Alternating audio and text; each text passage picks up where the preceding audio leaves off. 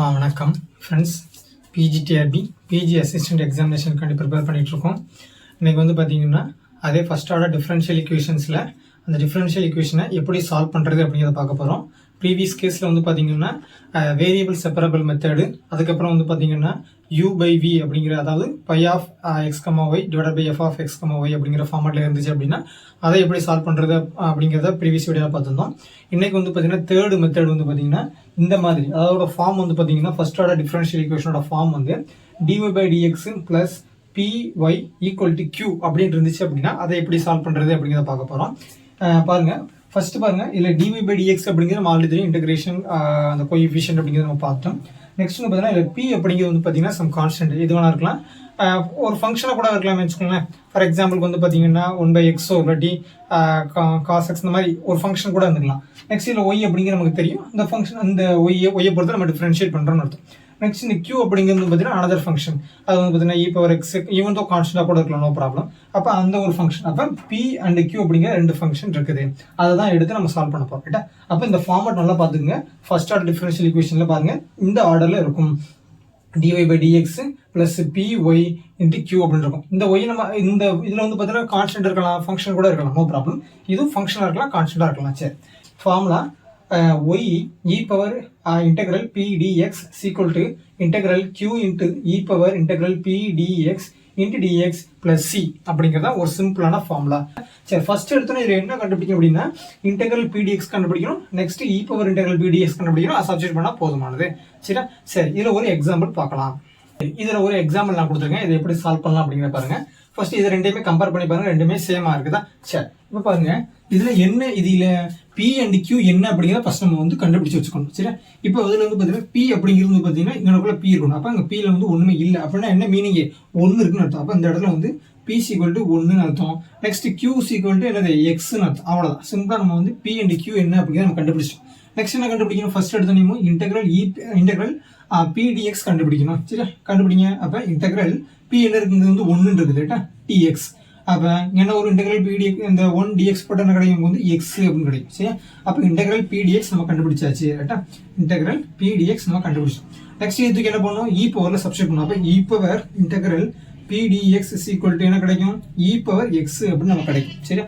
Right. Next என்ன பண்ணணும், இந்த ரெண்டுமே தூக்கி என்ன பண்ணணும், இந்த ஃபார்முலா சப்ஸ்டிட்யூட் பண்ணணும். அப்ப y e power integral p dx க்கு பதிலா என்ன இருக்குது, e பவர் x இருக்குது. நெக்ஸ்ட் என்ன இருக்கு பாருங்க, இன்டெக்ரல் q க்கு பதிலா என்ன இருக்குது, q க்கு பதிலா x ன்னு சப்ஸ்டிட்யூட் பண்ணனும். நெக்ஸ்ட் பாருங்க, integral e power p dx க்கு வந்து இன்டெக்ரல் e பவர் x ன்னு போடணும். நெக்ஸ்ட் dx plus c, அவ்வளவுதான். நெக்ஸ்ட் இதெல்லாம் பண்ணனும், இது ஆல்ரெடி சால்வ் பண்ணி தான் இருக்குது இந்த லெஃப்ட் ஹேண்ட் சைடு. இப்போ என்ன பண்ணனும், இந்த ரைட் ஹேண்ட் சைடுல மட்டும் என்ன பண்ணனும், நம்ம வந்து சால்வ் பண்ணனும். சரி, அப்ப பாருங்க, இங்க பாருங்க, x e power x into dx இருக்கு. இது என்ன ஃபார்மேட்ல இருக்கு அப்படின்னா நம்ம ஆல்ரெடி ஒரு ஃபார்முலா பார்த்திருப்போம் இன்டகிரேஷன்ல, இன்டெக்ரல் u dv அப்படிங்கிற ஃபார்மேட்ல இருக்குது. சரியா? இப்போ என்ன பண்ணணும், இந்த இன்டெக்ரல் u dv ஃபார்முலா, இதுக்கான ஃபார்முலா வந்து பாத்தீங்கன்னா uv minus integral v du அப்படிங்கறத ஃபார்முலா. சரியா? இத என்ன பண்ணணும், இத அப்ளை பண்ணி நம்ம சப்ஸ்டிட்யூட் பண்ணோம்னா ஆன்சர் கிடைச்சிரும். சரி, இதுல வந்து பாத்தீங்கன்னா u என்ன dv என்ன அப்படிங்கறத ஃபர்ஸ்ட் இத ஃபைண்ட் அவுட் பண்ணனும். ரைட்டா? அப்ப நமக்கு given கொடுத்திருக்கு வந்து பாத்தீங்கன்னா x e power x into dx அப்படி இருக்குது. சரியா? இதுல வந்து நான் u வந்து x ன்னு எடுத்துக்கிறேன். நெக்ஸ்ட் dv வந்து e பவர் x dx ன்னு எடுத்துக்கிறேன். சரியா? நம்ம எடுத்துக்கிறதா. நெக்ஸ்ட் பாருங்க, முடிஞ்ச அளவுக்கு வந்து பாத்தீங்கன்னா டிஃபரன்ஷியேஷன்ல எது வந்து சிம்பிளா வந்து சால்வ் ஆகுதோ அதை எடுக்கிறது நல்லது. சரியா? ரைட். இப்போ பாருங்க, du என்ன வரும், du வந்து dx அப்படின்னு கிடைக்கும். அப்ப என்ன பண்ணணும், நமக்கு வந்து v தான் வேணும். அப்ப என்ன பண்ணணும், இன்டகிரேட் பண்ணணும். அப்ப e பவர் x இன்டகிரேட் பண்ணா e பவர் x தான் கிடைக்கும். சரியா? e பவர் x நமக்கு கிடைக்கும். சரியா? ரைட். என்ன பண்ணணும், இது வந்து v. சரியா?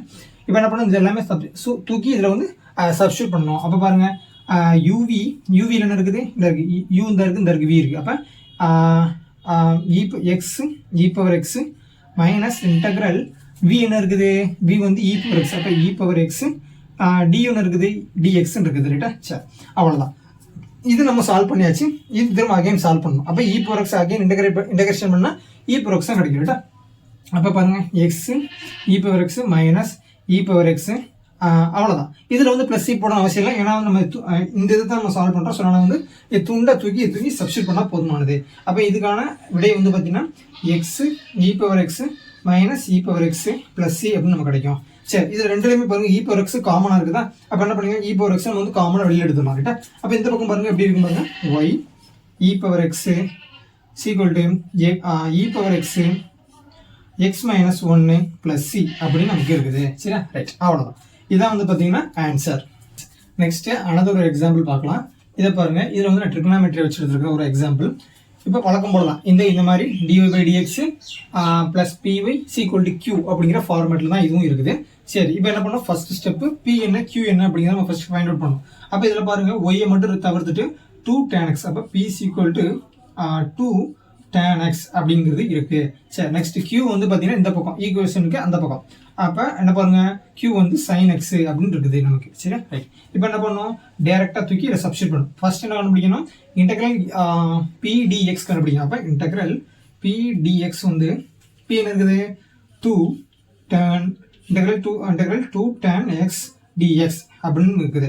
சரி, இந்த என்ன பண்ணலாம், ரெண்டு வெளியில் எடுத்துடலாம். ரெண்டு வந்து கான்ஸ்டன்ட் தானே. சரி, அப்போ tan x நம்ம இன்டெகிரேட் பண்ண என்ன கிடைக்கும், log secant x கிடைக்கும். ரைட்டா? அப்போ log secant x அப்படின்னு எழுதிக்கலாம். சரி, நெக்ஸ்ட் என்ன பண்ணணும், இங்கே பாருங்க ஃப்ரெண்ட்ஸ், இல்லை பாருங்க, இந்த 2 வந்து முன்னாடி இருக்குது, அந்த 2 என்ன பண்ணலாம், மேலே கொண்டு போயிடலாம். அப்போ என்ன கிடைக்கும் பாருங்க, இன்டெக்ரல் p dx வந்து பார்த்தீங்கன்னா log secant ஸ்கொயர் எக்ஸ் அப்படின்னு நமக்கு கிடைக்கும். ரைட்டா? சரி, இப்போ என்ன பண்ணணும், e power integral B dx நமக்கு வேணும். அப்போ என்ன பண்ணிக்கலாம், இதை இ பவர் எழுதிக்கலாமா. அப்போ இ பவர் லாகு சீக்கன் ஸ்கொயர் எக்ஸ். இப்போ லாகும் இ பவர் என்ன ஆயிரும், எக்ஸ்போனன்ஷியல் கேன்சல் ஆயிரும். அப்போ நமக்கு ரிமைனிங் வந்து சீக்கன் ஸ்கொயர்டு எக்ஸ் அப்படின்னு நமக்கு கிடைக்கும். சரி, நெக்ஸ்ட் என்ன பண்ணணும், இதுக்கு இந்த ஃபார்முலா சப்ஸ்டிட் பண்ணணும். இந்த ஃபார்முலா சப்ஸ்டிட் பண்ணணும். அப்போ Y e power integral B டிஎக்ஸ்க்கு என்ன கிடைக்குது, நமக்கு வந்து சீக்கன் ஸ்கொயர்டு எக்ஸ்ன்னு கிடைக்குது. அப்போ சீக்கன் ஸ்கொயர் எக்ஸ். ரைட்டா? அப்போ லெஃப்ட் ஹேண்ட் சைடு நமக்கு ஓவர். நெக்ஸ்ட் ரைட் ஹேண்ட் சைடில் பாருங்க, இன்டெக்ரல் கியூ என்ன இருக்குது, சைன் இருக்குது. ரைட்டா? அப்போ சைன் எக்ஸ்.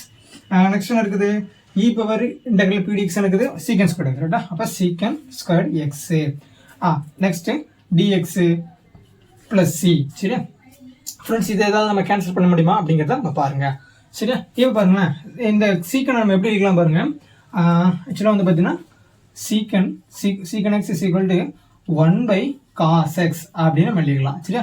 இதே sin x cosecant x னா 1 sin x, cot x னா 1 tan x அப்படின்னு எழுதிக்கலாம். ரைட்டா? சரி, அந்த மாதிரி எழுதிட்டோம் அப்படியே நம்ம வந்து சிம்பிளிஃபை பண்ணுறதுக்கு ஈஸியாக இருக்கும். அப்போ integral sin x secant squared x எப்படி எழுதிக்கலாம், 1 cos squared x, அதாவது cos x into cos x எழுதிக்கலாம் நான் எப்படி. சரியா? அப்போ நெக்ஸ்ட் இந்த dx பிளஸ் சி. அப்போ sin by cos நமக்கு என்ன கிடைக்கும், டேர்னு கிடைக்கும். ரைட்டா? அப்போ இன்டெக்ரல் டேர்ன் எக்ஸ் 1 cos வந்து சீக்கன் எக்ஸ். சரியா? வழக்கம் போல தான் இன்ட்டு டிஎக்ஸ் பிளஸ் சி. அப்போ டிஃபரன்ஷியேஷன் வந்து பார்த்தீங்கன்னா நமக்கு சைனை டிஃபரன்ஷியேட் பண்ணால் காசு டிஃபரன்ஷியேட் பண்ணால் மைனஸ் சைனு, டேர்னை டிஃபரன்ஷியேட் பண்ணால் சீக்கன் ஸ்கொயர்டு எக்ஸ், அப்புறம் காட் எக்ஸை டிஃபரன்ஷியேட் பண்ணால் மைனஸ் கொசிகன் ஸ்கொயர்டு எக்ஸ், அப்புறம் வந்து சீக்கன் எக்ஸை டிஃபரன்ஷியேட் பண்ணால் சீக்கன் எக்ஸ் டேர்ன் எக்ஸ் அப்படின்னு நமக்கு கிடைக்கும். ரைட்டா? அப்போ சீக்கன் எக்ஸ் டேர்ன் எக்ஸ் மாதிரி இருக்குதா. அப்போ என்ன கிடைக்கும், இந்த இடத்துல integration term x secant x into டிஎக்ஸுக்கு பதில் நம்ம என்ன எழுதிக்கலாம், அப்போ சீக்கன் எக்ஸ் அப்படின்னு எழுதிக்கலாம். அப்போ சீக்கன் எக்ஸ் பிளஸ் சி. அப்போ ஃபைனல் ரிசல்ட் வந்து பார்த்தீங்கன்னா y sec squared x equal to sec x plus c அப்படிங்கிறத கரெக்டான ஆன்சர். ஃப்ரெண்ட்ஸ், நெக்ஸ்ட் மெத்தட் வந்து பார்த்தீங்கன்னா எக்ஸாக்ட் டிஃபரன்ஷியல். ஃப்ரெண்ட்ஸ், இது வந்து பார்த்தீங்கன்னா மோஸ்ட் இம்பார்ட்டண்டான ஒன்று கம்பேரிட்டிவ்லி ப்ரீவியஸ். ஏன்னா இது வந்து பார்த்தீங்கன்னா ரொம்ப ஈஸியாக சால்வ் பண்ணக்கூடிய ஒரு மெத்தடு. இது என்ன பார்த்தீங்கன்னா இந்த எக்ஸாக்ட் டிஃபரன்ஷியலை பேஸ் பண்ணி தான் வந்து பார்த்தீங்கன்னா நம்ம சிஆர் ஈக்குவேஷனு வெக்டார்ஸில் வந்து பார்த்தீங்கன்னா கிரீன்ஸ் தியரம் இதெல்லாமே நம்ம என்ன பண்ண டெரைவ் பண்ணிப்போம். ஆக்சுவலாக வந்து பார்த்தீங்கன்னா இந்த ஃபார்மேட்டை பேஸ் பண்ணி தான் எல்லாம் இருக்கும். ஸோ அதனால் வந்து பார்த்தீங்கன்னா இதில் என்ன சொல்ல வர அப்படின்னா எக்ஸாக்ட் டிஃபரன்ஷியல் அப்படின்னா ஒரு கிவன் ஈக்குவேஷன் கொடுத்துருவாங்க, அது எக்ஸாக்டாக டிஃபரன்ஷியல் ஆகுதா இல்லையா அப்படிங்கிறத செக் பண்ணிட்டு அதுக்கப்புறம் அதை ஆகலை அப்படின்னா அதுக்கப்புறம் ஃபர்தர் அதை சால்வ் பண்ண முடியாது. எக்ஸாக்டாக இருந்தால் மட்டும் தான் என்ன பண்ண முடியும், சால்வ் பண்ண முடியும். ஸோ எக்ஸாமினேஷனில் வந்து கேட்குறாங்க, இந்த மாதிரி ஃபார்மேட் கேட்குறாங்க அப்படின்னா ஒரு 4 ஈக்குவேஷன் வந்து 4 டிஃபரன்ஷியல் ஈக்குவேஷன் வந்து ஆப்ஷனில் கொடுத்துருவாங்க. இதில் எது வந்து எக்ஸாக்டாக டிஃபரன்ஷியல் ஆகுது அப்படிங்கிறத கேட்பாங்க. ஏன்னா இது வந்து ப்ரீவியஸாக ஈவன் வந்து பார்த்தீங்கன்னா செட் எக்ஸாமினேஷனில் கேட்டுக்கிறாங்க. ஸோ இது வந்து பார்த்தீங்கன்னா நம்ம மேத்தமெட்டிக்ஸில் பார்த்துருக்கோம், அது எலக்ட்ரோமேக்னெட்டிக் தியரியில் வந்து அந்த மாதிரி கொடுத்து இது எக்ஸாக்டாக டிஃபரன்ஷியல் ஆகுதா இல்லையா அப்படிங்கிறத கேட்டிருந்தாங்க. ஸோ அதனால் வந்து பார்த்தீங்கன்னா இது முக்கியமான ஒன்று. ப்ரீவியஸ் ஃபார்மேட்டை விட இது ரொம்ப ஈஸியாக இருக்கும். என்ன அப்படிங்கிறத பாருங்க. இதில் ஒரு எக்ஸாம்பிள் நான் கொடுத்துருக்கிறேன். சரி, ஃபர்ஸ்ட் எக்ஸாக்ட் டிஃபரன்ஷியல் ஈக்குவேஷன் என்ன, அதை எப்படி சால்வ் பண்ணுறது, அதுக்கான ஃபார்முலா என்ன அப்படிங்கிற மட்டும் பார்த்துருவோம். சரி, இப்போ ஃபர்ஸ்ட் பாருங்க, எக்ஸாக்ட் டிஃபரன்ஷியல் அப்படின்னு கொடுத்துருக்கேன். அதோட ஈக்குவேஷன் ஃபார்ம் வந்து பார்த்தீங்கன்னா mdx plus ndy equal to 0 அப்படின்னு இருக்கும். ஃப்ரெண்ட்ஸ், இதில் வந்து எம்மையும் என்ன பண்ணணும், ரீப்ளேஸ் பண்ண முடியாது. அப்போ இந்த மாதிரி mdx plus ndy equal to 0 அப்படின்னு ஒரு டிஃபரன்ஷியல் ஈக்குவேஷன் கொடுத்துட்டாங்க. அது எக்ஸாக்டாக இல்லையா, அந்த கிவன் ஈக்குவேஷன் வந்து எக்ஸாக்ட் டிஃபரன்ஷியல் ஆகுதா இல்லையா எப்படி செக் பண்ணுறது அப்படிங்கிறத பார்த்தீங்கன்னா doh m divided by to Y equal to to n divided by doh x அப்படின்னு அர்த்தம். ஃப்ரெண்ட்ஸ் இதில் இதுக்கு முன்னாடி வந்து பார்த்தீங்கன்னா டி பைனே பார்த்துருக்கும். ஆனால் இதில் பாருங்க டோன் கொடுத்துருக்கா. பட் டோன் ஆனது பார்ஷியல் டிஃபரன்ஷியேஷனில் எக்ஸ் அண்ட் ஒய் ரெண்டுமே வந்து எம்ல ஃபங்க்ஷன் இருக்கும், அதே மாதிரி என்ல இருக்கும். அதனால தான் வந்து பார்த்தீங்கன்னா பார்ஷியல் டிஃபரன்ஷியேஷன் வந்து கொடுத்துருக்காங்க. ஸோ அதனால எம் எடுத்துட்டு நம்ம வந்து ஒய்யால் டிஃபரன்ஷியேட் பண்ணணும்னா அது எதுக்கு ஈக்குவலாக இருக்கும்? என்ன வந்து எக்ஸால் டிஃபரன்ஷியேட் பண்ணால் என்ன கிடைக்குமோ அது ரெண்டுமே எப்படி இருக்கும்? ஈக்குவலாக இருக்கும். ஸோ இந்த மாதிரி எம்மும் del M by to Y equal to to N by del எக்ஸ்ன்னு இருந்துச்சுன்னா அதுதான் என்னது? அந்த டிஃபரன்ஷியல் ஈக்குவேஷன் வந்து எக்ஸாக்ட் டிஃபரன்ஷியல் அப்படின்னு அர்த்தம். இப்போ ரெண்டுமே வந்து நாட் ஈக்குவல் அப்படின்னு என்னது? இது நாட் எக்ஸாக்ட் டிஃபரன்ஷியல். ஃபர்தராக நம்ம வந்து சால்வ் பண்ண வேண்டிய அவசியம் இல்லை. சரி, அப்போ பெரும்பாலும் வந்து பார்த்தீங்கன்னா இந்த சால்வ் பண்ணுறதை காட்டிலும் இது எக்ஸாக்டா இல்லையா அப்படிங்கிறது மட்டும் தான் இப்போ என்ன தெரிஞ்ச கொஸ்டின் கேட்பாங்க. அதை மட்டும் நீங்கள் தெரிஞ்சா போதுமானது. சரி, ஒரு எக்ஸாம்பிள் கொடுத்துருக்கேன், இதை பாருங்க. என்னம்மா எடுத்துக்கங்க ஃப்ரெண்ட்ஸ். நெக்ஸ்ட் வந்து இது எப்படி சால்வ் பண்ணுறது அப்படிங்கிற மெத்தடை நம்ம பார்ப்போம். ஃபர்ஸ்ட் இப்போ நம்ம இந்த கிவன் ஈக்குவேஷன் வந்து பார்த்தீங்கன்னா எக்ஸாக்ட் நம்ம தெரிஞ்சு போச்சுன்னு வச்சுக்கோங்க. இது ஃபர்தராக எப்படி சால்வ் பண்ணுறது அப்படிங்கிறத பார்த்தீங்கன்னா ஜஸ்ட் இன்டகிரேட் பண்ணணும். நம்ம ஃபர்ஸ்ட் இந்த வச்சோம்னா பார்த்தீங்களா செப்பரபிள் வேரியபிள் செப்பரபிள், அதே மாதிரி integral M d x plus integral N d y. Friends இதில் வந்து பார்த்தீங்கன்னா என் இருக்கு பார்த்தீங்களா, இந்த எண் வந்து எப்படி இருக்குன்னு பார்த்தீங்கன்னா என் வித்தவுட்டு எக்ஸ் டேர்ம். சரியா, வித்தவுட் எக்ஸ் டேர்ம். ஃப்ரெண்ட்ஸ் இப்போ வந்து பார்த்தீங்கன்னா நம்ம சால்வ் பண்ணோம், ஒரு எக்ஸாம்பிள் சால்வ் பண்ணோம், அதை நம்ம தெரிஞ்சுக்கலாம். இப்போ எம்டிஎக்ஸ் அதாவது இன்டெக்ரல் எம்டிஎக்ஸ் இருக்கணும். இதோட அதாவது இந்த ஈக்குவேஷனோட சொல்யூஷன். சரியா, இப்போ இன்டெக்ரல் எம்டிஎக்ஸ் பிளஸ் என் டிஒய்ல வந்து பார்த்தீங்கன்னா இந்த என் வித்தவுட் எக்ஸ் டேர்ம். சரியா, இந்த ஒய் டேர்ம் பொறுத்து நம்ம இன்டெகிரேட் பண்ண போகிறோம். ஸோ அதனால வந்து பார்த்தீங்கன்னா எக்ஸ் வந்து இருக்கக்கூடாது. எக்ஸ் டேர்ம்ல எங்கெங்கெல்லாம் இருக்கோ அதெல்லாம் தூக்கிடணும். அப்போ நம்ம மூணுலையுமே இருக்குது, அப்போ இருக்கிற எல்லா டைமே எக்ஸா இருக்குது. அப்புறம் மொத்தத்தையும் தூக்கிட்டு இதை மட்டும் இன்டெகிரேட் பண்ணோம்னா என்ன ஆயிரும்? அதுதான் சொல்யூஷன். சரியா, இப்போ ஒரு எக்ஸாம்பிளோட நம்ம பார்க்கலாம். சரி ஃப்ரெண்ட்ஸ், இந்த எக்ஸாம்பிள் பாருங்க. இதுதான் எம்டிஎக்ஸ் பிளஸ் எம்டிஒய் அப்படின்னு இருக்குது. ரைட்டா, அப்போ என்ன பண்ணணும்? இதுலேயே நமக்கு தெரிஞ்சு போச்சு. இந்த ஃபார்மெட் வந்து அப்படியே நம்ம டேரெக்டாக சிம்பிளான எக்ஸாம்பிள் அப்படிங்கிறதுனால இந்த மாதிரி கொடுத்துருங்க. அப்போ எம் என்ன அப்படிங்கிற எடுத்துக்கணும். M equal to 5x⁴ + 3x² y - 2x அப்படின்னு நமக்கு எக்ஸ் ஒய் கியூப். அதே மாதிரி என் வந்து பார்த்தீங்கன்னா நமக்கு என்ன இருக்குது? 2x³ y - 3x² y² - 5y⁴ அப்படின்னு இருக்குது. இப்போ ஃப்ரெண்ட்ஸ் இப்போ வந்து பார்த்தீங்கன்னா doh M by to y கண்டுபிடிக்கணும். ரைட்டா, சரி அப்போ இங்கே பாருங்க ஃபர்ஸ்ட் டைம் பாருங்க 5x⁴ இருக்குது. அப்போ என்ன ஆயிரும்? இது 0 ஆயிரும். ஏன்னா ஒய் டைம் இல்லை. நெக்ஸ்ட் இதில் பாருங்க ஒய் டைம் இருக்குது, என்ன இருக்குது?